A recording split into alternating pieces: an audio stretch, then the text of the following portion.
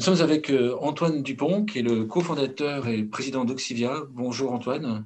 Bonjour Frédéric. Est-ce que tu pouvais vous présenter et présenter Oxivia? Oui, bien sûr. Donc, je m'appelle Antoine Dupont, je suis cofondateur et président de la société Oxivia, une société que j'ai cofondée avec mon associé Vincent Philippe en 2014. On n'est pas du tout, nous, issus du secteur de la silver economy ni de la santé. On est arrivé par hasard dans ce secteur-là il y a de ça maintenant 6 ans. Lors de notre dernière année d'études, et on avait pour objectif d'apporter des solutions innovantes dans ce secteur qui en demandait. Donc, on a commencé par développer un premier service innovant, sur lequel je reviendrai après. Mais l'objectif global de notre société, c'est de proposer des solutions innovantes, simples d'utilisation, pour aider à l'amélioration de la qualité de prise en charge des personnes âgées. Alors, ça peut être en EHPAD, ça peut être à domicile, mais aujourd'hui, on a développé un premier service de suivi et de traçabilité de l'hydratation via des verres connectés qui sont essentiellement utilisés en EHPAD. D'accord. Concrètement, c'est un verre qui est relié à un logiciel, à un système qui permet de… Comment ça se passe?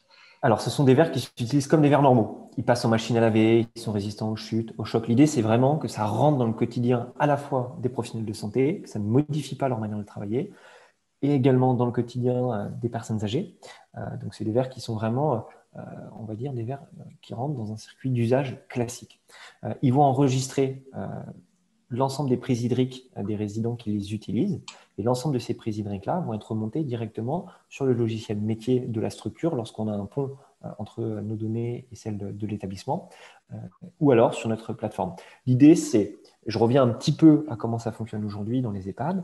La majorité des EHPAD font des suivis hydriques via des fiches papier. Alors, on va suivre un résident parce qu'il a un phénomène infectieux. On suit l'hydratation d'un résident pendant quelques jours parce qu'il rentre d'une hospitalisation. Enfin, voilà, il y a divers phénomènes qui vont qui vont nécessiter un suivi hydrique particulier. Sauf que les fiches papier de suivi, c'est très chronophage, c'est pas forcément fiable. Le personnel soignant est débordé de travail et a beaucoup d'urgence et donc parfois n'a pas le temps les capacités de faire ce suivi de la bonne manière. Et en plus, ça nécessite une double saisie dans le logiciel de soins. Donc nous, D'accord. on met à disposition ces verres-là qui vont enregistrer automatiquement et de manière fiable l'ensemble des prises hydriques du résident qui nécessitent un suivi. Et j'insiste bien sur la nécessité de suivi. On ne crée pas un usage qui n'existait pas jusqu'à présent en établissement. On se substitue à un usage un peu complexe, papier, qui prend beaucoup de temps. Et donc après, les données sont remontées dans le logiciel de soins et donc sont accessibles pour les professionnels de santé. Euh, le, Est-ce que le verre incite à s'hydrater? Incite la alors, personne à ouais, s'hydrater? il y a trois dimensions majeures au-delà de l'aspect vert classique qui rentre dans un circuit d'usage normal. C'est un, et vous l'avez dit, c'est l'incitation. On a un petit système lumineux dans la base du verre qui vient stimuler le résident, enfin, en tout cas la personne qui l'utilise, à s'hydrater à certains moments de la journée. Alors, je vais insister là-dessus, le système lumineux ne fonctionne pas pour toutes les populations. On a des populations qui sont très démentes, qui ne vont pas répondre à cette stimulation. Et d'ailleurs, nos verres ne sont pas utilisés par toutes les populations en EHPAD, c'est sur certaines populations. Ça, c'est le premier élément. Le deuxième élément, c'est que les verres font la distinction de bu non bu, donc c'est-à-dire un verre qui est tombé, renversé, tout ce qui en sort ne sera pas comptabilisé comme une prise hydrique. Nous ne comptabilisons que les prises hydriques effectives.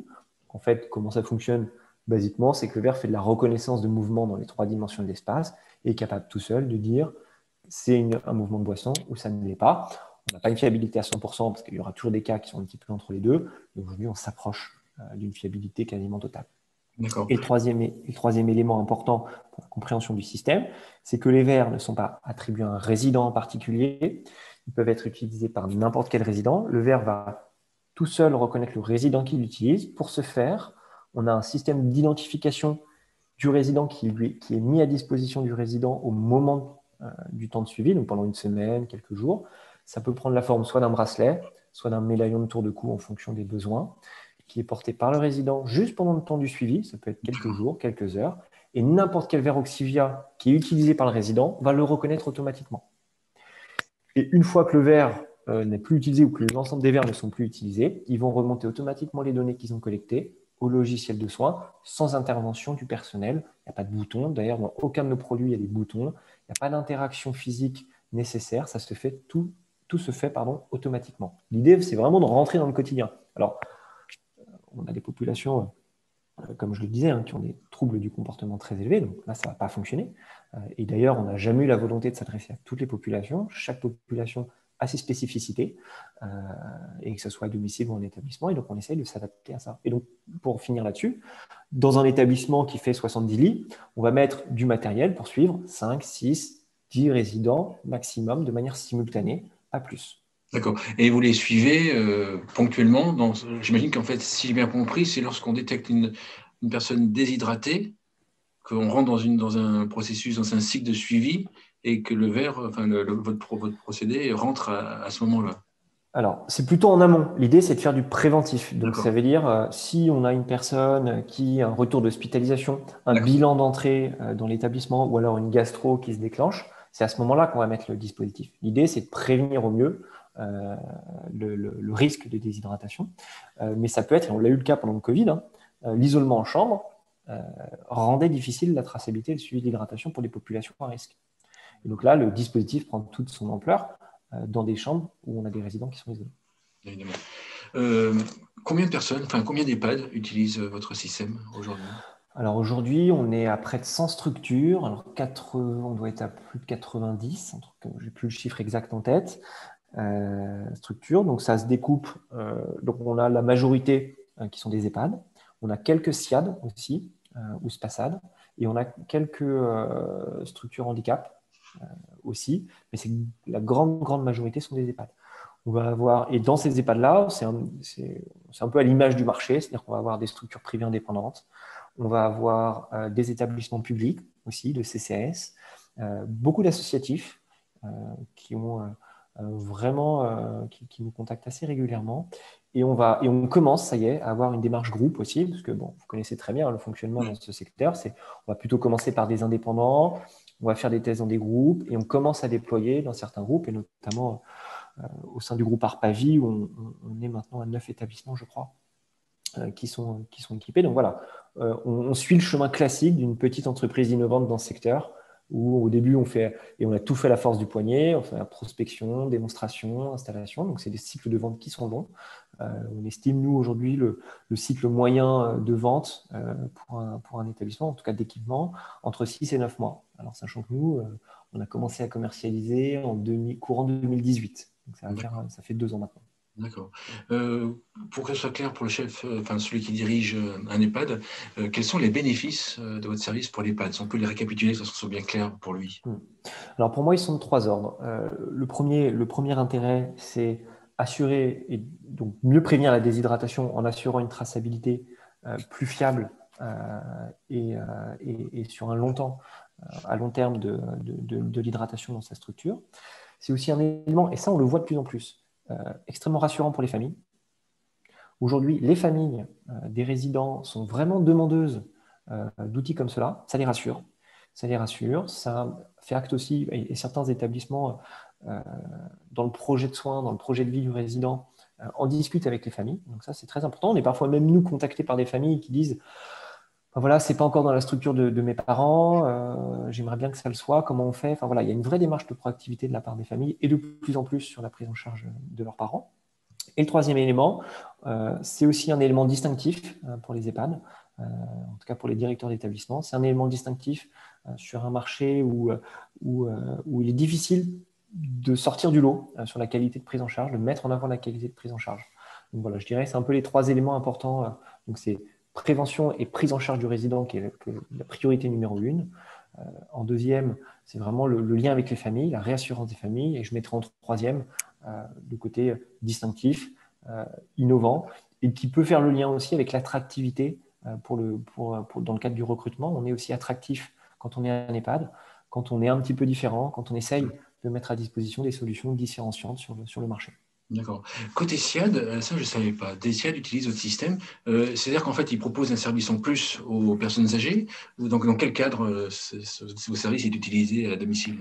Alors aujourd'hui, à domicile, ce sont les SIAD qui prennent en charge sur leur propre fonds nos kits. On a des kits de suivi domicile, des petits kits de suivi domicile. Donc le SIAD loue ou achète le dispositif Et donc, c'est l'infirmier référent du SIAD ou l'infirmière référente du SIAD qui va mettre le kit au domicile de certains des bénéficiaires qui sont suivis et qui ont un risque avéré de déshydratation. C'est D'accord. vraiment le SIAD qui le prend aujourd'hui et qui le met à disposition dans le cadre de l'amélioration de la qualité de prise en charge de ses bénéficiaires. D'accord. C'est une tendance de fond, c'est-à-dire c'est une demande ponctuelle ou vous pensez que ça va se développer je parle de la partie domicile. Alors, la partie domicile, il y a plusieurs choses. Il y a vraiment l'aspect SIAD, vraiment accompagnement de la personne à domicile à distance parce qu'on n'a pas de personnel qui passe tout le temps. Il y a des sujets sur lesquels on n'arrive pas à avoir l'information, notamment l'hydratation, le suivi alimentaire. Là, c'est très dur d'avoir des informations. Et Dieu sait que c'est des sujets qui sont très, très, très mis en avant par les ARS aujourd'hui. De fait, quand on est sous-hydraté, quand on est dénutri, on a un risque très, très accéléré de chute, de troubles, etc. Donc, la prévention, elle est très importante sur ce sujet, donc ça, c'est un premier élément. Il y a l'aspect domicile via notamment des prestataires de santé. Alors, par exemple, nous, on fait du suivi d'hydratation pendant des périodes très courtes pour des personnes qui sont entre des périodes de chimiothérapie. Donc, ça, c'est un autre sujet. C'est notamment des malades chroniques. Donc, c'est un autre pan du suivi. Et là, vraiment, on est sur des sujets très, très, très, très sensibles. Quand on est en période de chimiothérapie, qu'on est dénutri ou déshydraté, parfois on est trop affaibli, donc on va décaler aussi certaines périodes de chimiothérapie. Donc ça, c'est très, très important. Et le troisième élément, qui est plutôt l'aspect domicile très grand public, c'est-à-dire avoir une offre pour tout à chacun.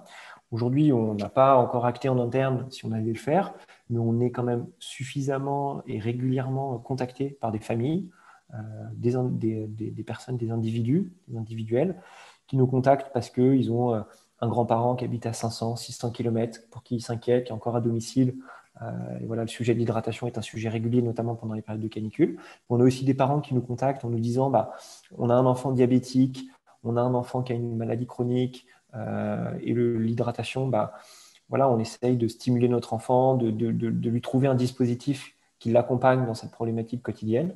Donc, on est beaucoup sollicité. Mais si on veut développer ce type de solution, quand on est une jeune entreprise comme nous, c'est le besoin d'avoir des moyens assez importants pour adapter le service client, la logistique. Ça demande également des moyens importants d'acquisition, aussi, de communication. Donc, ce n'est pas le même métier. Aujourd'hui, on n'est pas adapté, nous, en tant que structure, pour faire ça.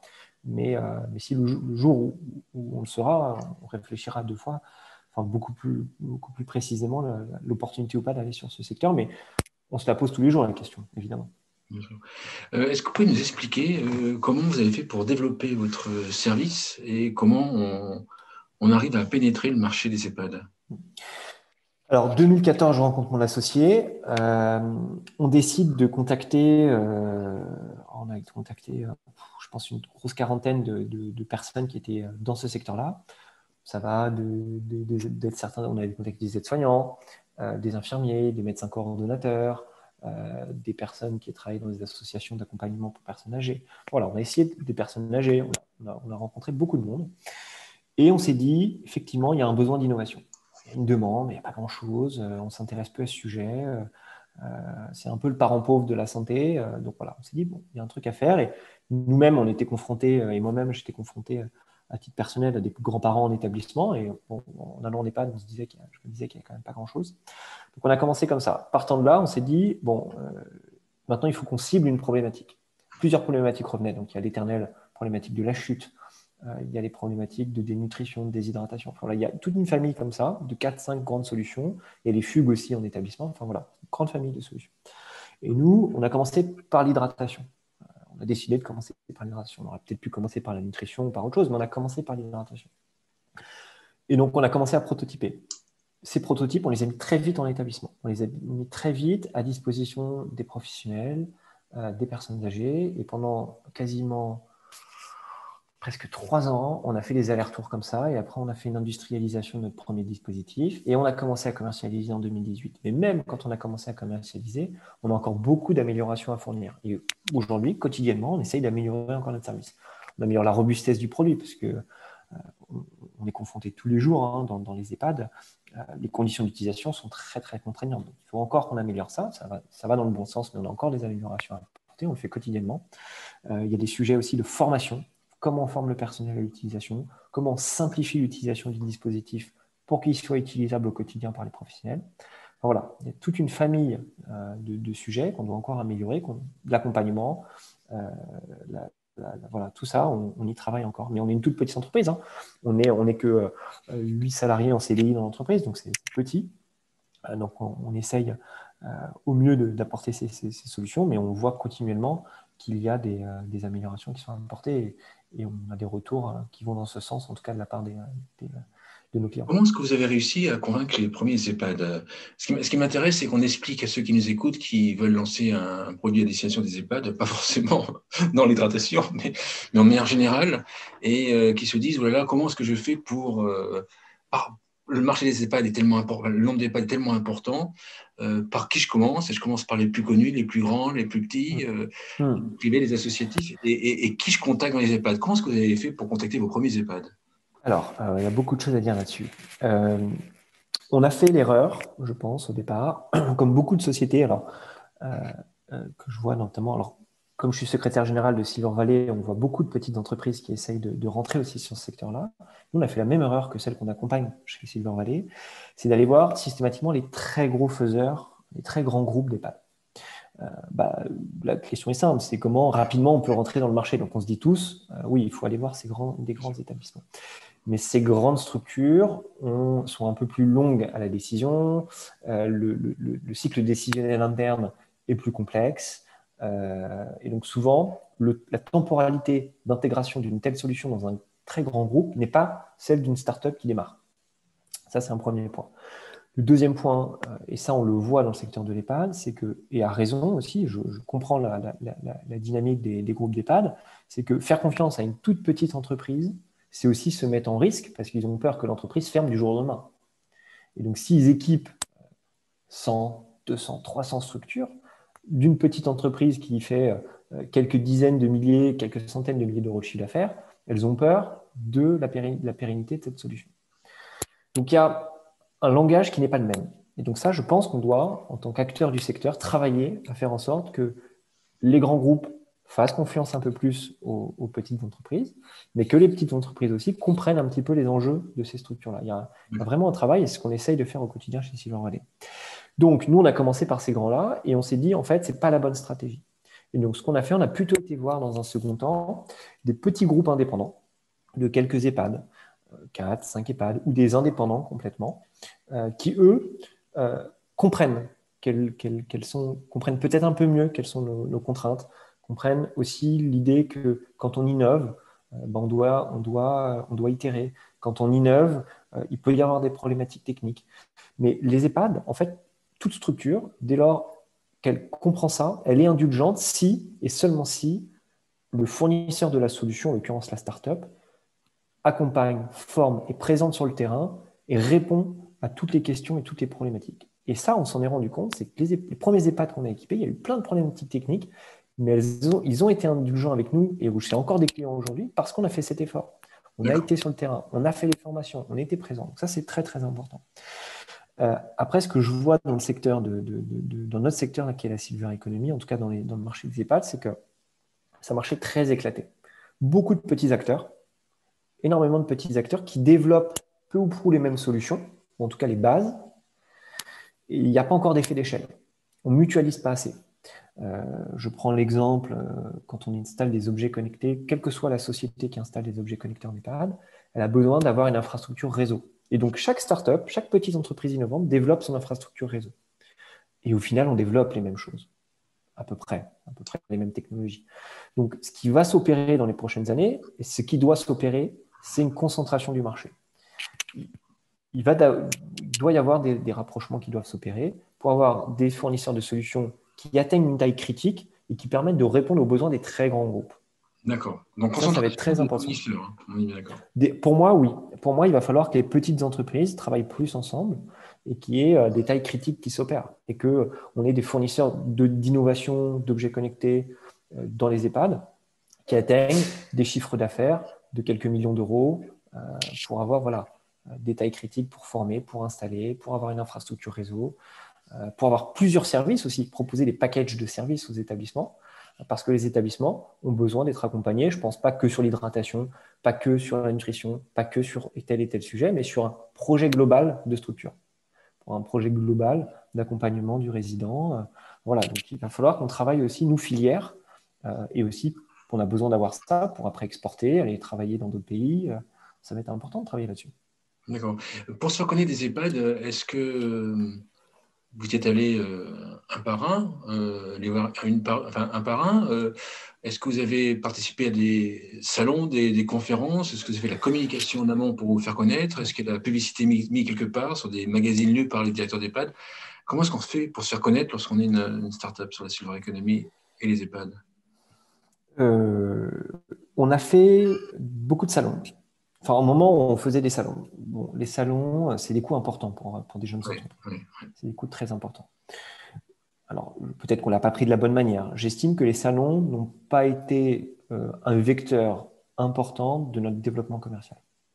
Et que envoyer un commercial d'une personne, il faut payer le train, le budget du salon, l'hôtel, donc c'est des budgets assez importants, qu'on a plutôt décidé de mettre à profit de recruter un salarié complémentaire. Par exemple, si on fait tout le budget des salons sur 2 ans, en fait, on peut peut-être se permettre de recruter un salarié complémentaire. Ouais, nous c'est pareil, on a fait le même constat. Et donc, en fait, ce qu'on se rend compte, c'est que c'est beaucoup plus efficace. Bien sûr, bien Et sûr. que, en fait, les EHPAD, comme tout marché où l'innovation a peu pénétré, ils ont besoin d'accompagnement, ils ont besoin de présence de terrain, ils ont besoin de démonstration physique en établissement, ils ont besoin que leurs équipes soient là quand on présente des solutions. Donc nous, on a plutôt fait ça et on voit que ça marche beaucoup mieux. Donc qu'est-ce qu'on fait prosaïquement au départ? On a pris notre téléphone, on a des bases de prospection, on appelle nous, on a décidé plutôt de discuter dans un premier temps avec les IDEC, donc les infirmiers, infirmières, coordinateurs ou coordinatrices dans les structures parce que ce sont les personnes pivots en fait dans le soin dans les établissements. Donc on contacte plutôt les IDEC avec qui on a un rendez-vous de démonstration en structure et souvent on le fait au moment où il y a une passation d'équipe. Comme ça, on peut avoir l'ensemble des aides-soignants autour de la table rapidement et ça permet de faire adhérer à un projet d'établissement l'ensemble de l'équipe. Et ça, c'est fondamental. Et donc, il faut faire ça. Et après, malgré tout, le vrai décisionnaire, donc souvent, c'est l'IDEC qui dit à son directeur ou à sa directrice, ça m'intéresse, on a un intérêt ou on n'a pas d'intérêt, fait passer la demande au chef d'établissement et le chef d'établissement, lui, va arbitrer financièrement ou pas, s'il a les budgets, s'il fait une demande de CNR auprès de l'ARS. Après, et on voit aussi que souvent les EHPAD, dans certaines zones, n'ont pas la connaissance du financement, de la chaîne de financement d'innovation. Parce qu'on peut faire financer une solution comme la nôtre via des CNR. Ça peut être parfois, il y a des demandes de budget qui sont faites au groupe, duquel dépend l'établissement. Ça peut être via des conférences de financeurs. Ça peut être sur certains, ils le font parce que nous, on loue, on achète notre solution. Donc, certains peuvent le faire fonctionner en budget, passer en budget de fonctionnement. On a des offres attractives aujourd'hui, des petits packs de suivi d'hydratation qui démarrent à 99 € par mois pour les structures. Donc, on reste attractif aussi. On essaye d'être attractif pour des petits packs de suivi pour les établissements. Donc, il faut qu'on travaille dessus. Mais la communication, pour moi, les salons, il faut mieux passer du temps avec les professionnels sur le terrain. C'est Oui, franchement ce qui fonctionne le mieux. Et on fait pas, par exemple, on ne fait pas de publi-postage, on ne paye pas de publication presse. Vraiment, moi, je pense que la vérité, elle se passe sur le terrain, quand même. Tout à l'heure, vous avez dit, ou ça lors de la préparation, que les EHPAD, ce n'était pas un secteur qui était très friand d'innovation. Bon, je ne sais plus comment vous avez dit ça, en tout cas, moi, je l'ai compris comme ça. Ça, est-ce qu'on peut l'expliquer? Parce qu'en fait, on pourrait voir à l'inverse que les EHPAD font beaucoup d'innovation. Pourquoi est-ce que vous avez cette vision-là? Alors, je dirais les EHPAD veulent innover. Ils ont envie d'innover. Les professionnels veulent innover. Et d'ailleurs, on le voit, hein, nous, on a beaucoup de demandes entrantes, les EHPAD nous sollicitent, il y a un intérêt véritable et une vraie volonté de transformer la manière dont on prend en charge nos aînés en France. Mais, il y a un mais, c'est que les EHPAD sont confrontés à des difficultés organisationnelles. On est sur des métiers qui sont compliqués. peu attractif, en tout cas sur le terrain, et donc il y a un turnover important. Et donc, qui dit turnover important, quand on a 20% de son équipe qui change tous les ans, ou 30% parfois plus dans certaines zones, il est difficile de maintenir un niveau de formation suffisant pour intégrer de manière pérenne des innovations dans les structures. D'accord. Donc, le fournisseur de solutions, quel qu'il soit, Oxivia par exemple, et on met l'accent de plus en plus là-dessus, il doit être vraiment un vecteur d'accompagnement à la formation et à la transformation de l'établissement. Il doit être là, il doit être présent, il doit répondre présent. Ce qui veut Donc, dire, là, je suis une petite parenthèse, ce qui veut dire que le fournisseur de solutions doit, ça rejoint ce que Maryse Duval du groupe SOS Senior disait, en fait. Le fournisseur de solutions doit être capable de former régulièrement, quelque part en continu, le personnel qui change dans les EHPAD. exactement, j'adhère complètement à ça, c'est exactement ça. Et j'en reviens à mon point précédent. Quand on est une entreprise de 8 salariés, qu'on a des demandes, qu'on équipe des établissements, ça veut dire que si on ne mutualise pas à long terme notre solution avec des packs un peu plus importants, si on n'atteint pas une taille critique suffisante, nous, on ne veut pas devenir une boîte de formation parce qu'on n'a pas les moyens de le faire. Donc c'est vraiment ça. Et je pense que le sujet de l'atteinte d'une taille critique et de développer des acteurs importants dans notre secteur, il passe par une utilisation pour ces raisons. Parce qu'on doit être sur le terrain. On doit être régulièrement sur le terrain. Mais quand on est une toute petite entreprise, c'est difficile d'allier les deux. Le développement d'une part, donc on a un budget de développement R&D, de développement de solutions d'une part, et avoir aussi développé toute une équipe commerciale d'autre part. En fait, on s'éparpille d'une certaine manière. Donc c'est très important d'atteindre cette taille critique rapidement. Parce qu'on a d'autres copains dans le secteur qui développent d'autres solutions qui sont aussi présents en structure. Donc il faut qu'on réfléchisse ensemble à comment on accompagne les établissements. Et après, il y a aussi l'aspect technique, donc il y a l'aspect formation continuelle dans la structure, il y a l'aspect technique. Beaucoup de petits établissements ou de petits groupes d'établissements veulent innover, intégrer des solutions, mais ils n'ont pas tous un responsable technique qui leur permet de déployer un réseau, de greffer au réseau de l'établissement, etc., etc. Donc, quand on est un hôpital, on a tout un service pour le faire. Quand on est un groupe d'EHPAD, on peut le faire, mais beaucoup de petits acteurs n'ont pas ces ressources-là. D'accord. Le déblocage, entre guillemets, l'innovation, enfin, ils veulent innover, ça j'ai compris, ils veulent innover, mais il y a des points de blocage. Le déblocage de ces points de blocage, qu'est-ce qui peut changer la situation? C'est un établissement qui n'a pas, qui a des blocages au niveau technique. Bon, demain, il va toujours les avoir. Qu'est-ce qui peut changer? Est-ce que c'est la silver economy, les fournisseurs qui doivent initier tout ça, ou c'est les EHPAD? Qu'est-ce qui va se passer? Il y a plusieurs dimensions. Le dernier rapport de la FHF sur l'intégration des solutions innovantes en EHPAD, je trouve le met bien en lumière. Il y a une question de financement aussi. Quand on est un établissement, un EHPAD, on a des budgets qui sont contraints. Alors contraints, pas au sens enveloppe, mais au sens, on a le budget hébergement, le budget soins, le budget dépenses. Oui. Et donc, il est difficile pour les établissements d'intégrer dans leurs enveloppes des solutions comme les nôtres, parce qu'en fait, comme c'est nouveau, bah, du coup, ils ne savent pas trop comment le financer. Et on ne peut pas rentrer encore dans les budgets de soins, parce qu'ils sont extrêmement encadrés. Et donc, le rapport mettait en lumière la nécessité de permettre de donner un peu plus de liberté aux établissements pour faire rentrer des solutions innovantes dans le budget de soins. D'accord. Mais il y avait un filtre qui était très intéressant, c'est qu'il disait que toutes les innovations ne devraient pas rentrer dans le budget de soins, évidemment, mais qu'il y aurait potentiellement une préaccréditation ou une permissivité qui soit faite via un audit d'un organisme public sur les solutions qui pourraient rentrer dans le budget de soins. Donc ça, c'est une idée intéressante.